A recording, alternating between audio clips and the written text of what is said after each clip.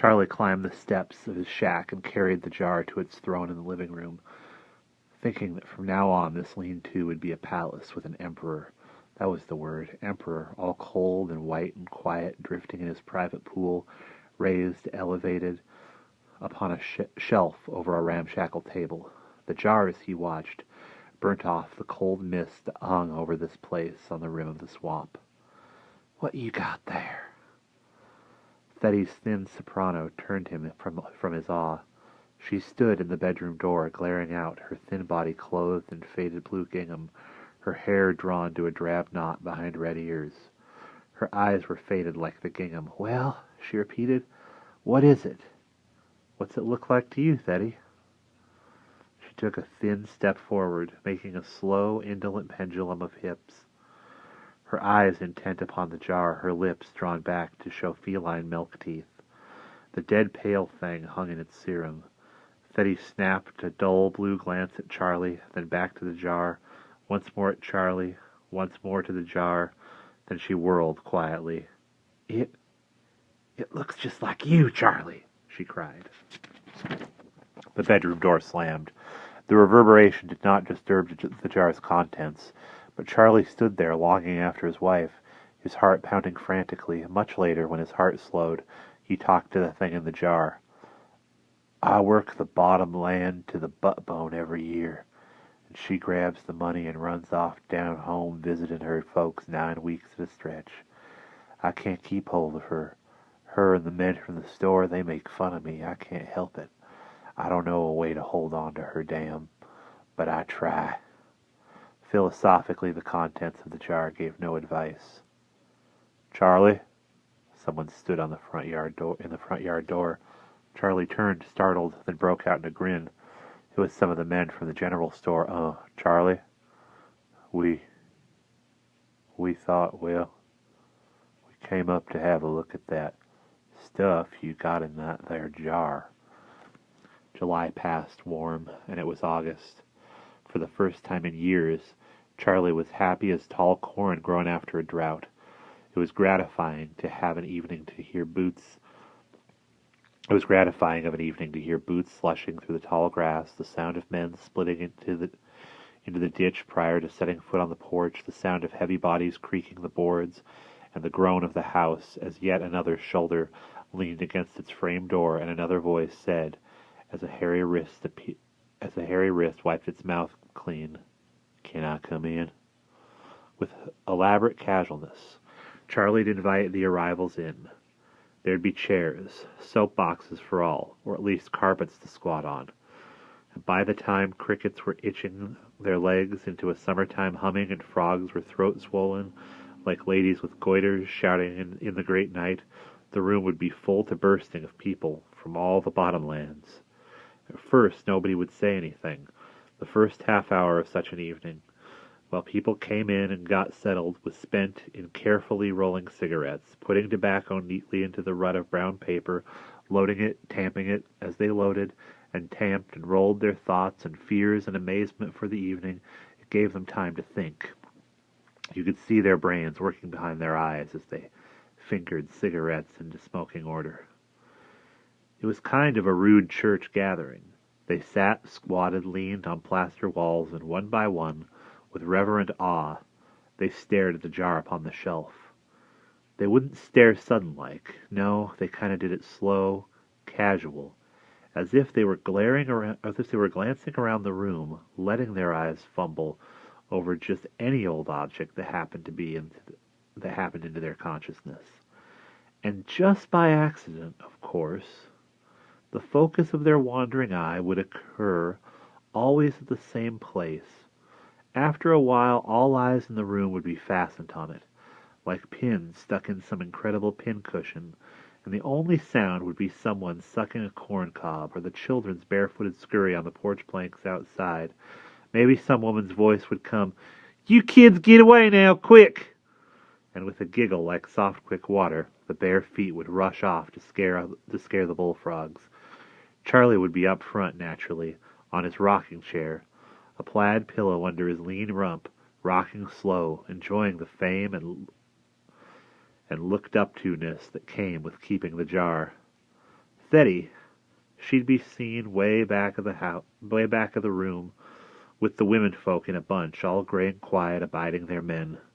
Steady looked like she was ripe for jealous screaming, but she said nothing, just watched men tromp into her living room and sit at the feet of Charlie, staring at this here holy grail thing, and her lips were set cold and hard, and she spoke not a civil word to anybody. After a period of proper silence, someone, maybe old Gramps Medgno, from Crick Road, would clear the phlegm from a deep cave somewhere inside himself, lean forward, blinking, wet his lips. Maybe there'd be a curious tremble in his calloused fingers. This would cue everyone to get ready for the talking to come. Ears were primed, people settled like sows in warm mud after a rain. Gramps looked a long while, measured his lips with a lizard tongue, then settled back and said, like always, in a high, thin old man's tenor, "Wonder what's in it? Wonder if it's a he or a she or just a plain old it. Sometimes I wake up nights, twist on my corn matting, think about that jar setting here in the long dark, think about it hanging in liquid, peaceful and pale like an animal oyster. Sometimes I wake Ma and we both think of it." While talking, Gramps moved his fingers in a quavering pantomime. Everybody watched his thick thumb weave and the other heavy-nailed fingers undulate. "We both lay there, thinking, and we shivers. Maybe a hot night, trees sweating, mosquitoes too hot to fly, but we shivers just the same, and turn over trying to sleep." Gramps lapsed back into silence as if his speech was enough for him. As if his speech was enough from him. Let some other voice talk the wonder, awe, and strangeness. June Marmer from Willow Sump wiped sweat off his palms on the round of his knees and softly said, "I remember when I was a runnel-nosed kid, we had a cat who was all the time making kittens. Lord Almighty, she'd a lit her any time she jumped around and skipped a fence." Juke spoke in a kind of holy softness, benevolent. "Well, we give the kittens away, but when this one particular litter busted out, everybody within walking distance had 1-2 our cats by gift already. So Ma busied on the back porch with a big 2-gallon glass jar, filling it to the top with water. Ma said, 'Juke, you drown them kittens.' I remember I stood there, the kittens mewed, running around, blind, small, helpless, and funny, not beginning to get their eyes open. I looked at Ma. I said, 'Not me, Ma. You do it.' But Ma turned pale and said it had to be done, and I was the only one handy, and she went off to stir gravy and fix chicken. I picked up one kitten. I held it. It was warm. It made a mewing sound. I felt like running away, not ever coming back." Juke nodded, his head now, eyes bright, young, seeing into the past, making it new, shaping it with words, smoothing it with his tongue. "I dropped the kitten in the water. The kitten closed his eyes, opened his mouth, tried for air. I remember how the little white fangs showed. The pink tongue came out in bubbles with it in a line to the top of the water.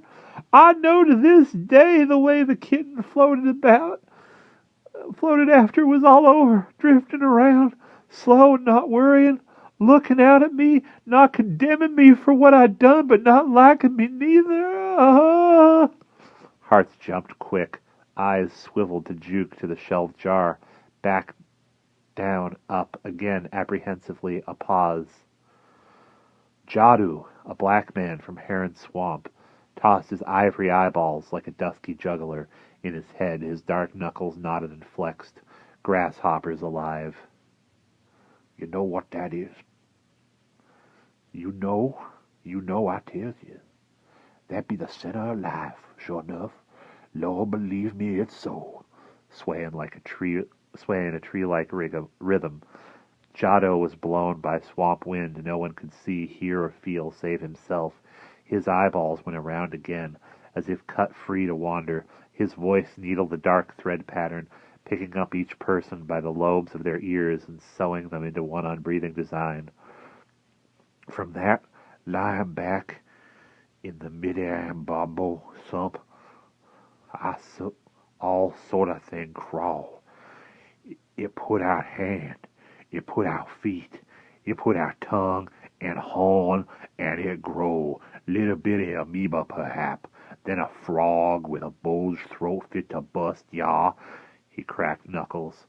It slobber on up its gummy joints, and it am human. That am the center of creation. That am middy bamboo, mama, from which we all come 10,000 years ago. Believe it. 10,000 years ago, whispered Granny Carnation. It am old. Looky it. It don't worry no more. It know better. It hang like pork chop in frying fat. It got eye to see with, but don't blink them. They don't look fetid, does they? No, man. It know better. It know we done come from it, and we is going back to it. What color eyes it got? Gray. Nah, green. What color hair? Brown? Black? Red? No, gray. Then Charlie would give his drawing opinion. Some nights he'd say the same thing, some nights not. It didn't matter. When you said the same thing night after night, in the deep of summer, it always sounded different. The crickets changed it, the frogs changed it, the thing in the jar changed it. Charlie said, "What if an old man went back into the swamp, or maybe a young kid, and wandered around for years and lost in all that dripping on the trails and gullies, in them old wet ravines in the nights, skin a turning pale and making cold and shriveling up, being away from the sun, he'd keep withering away up, and finally sink into a muck hole and lay in a kind of scum, like the maggot skeeters sleeping in sump water. Why, for all we can tell, this might be someone we know, someone we passed words with, once on a time. For all we know," a hissing from among the women folk back in the shadow. One woman standing, eyes shining black, fumbled for words. Her name was Mrs. Tridden. She murmured, "Lots of little kids run stark naked in the swamp every year. They runs around and never comes back. I almost got lost myself. I lost my little boy, Foley, that way. You don't suppose?" Breath was snatched through nostrils, constricted, tightened, mouths turned down at the corners, bent by hard clinching muscle, heads turned on celery-stalk necks, and eyes read her horror and hope. It was Mrs. Tridden's body, wire-tight, holding to the wall back of her with straight fingers stiff. "My baby!" she whispered. She breathed it out. "My baby, Foley, my Foley, Foley, is that you? Foley, tell me, baby, is that you?" Everybody held their breath, turning to see the jar.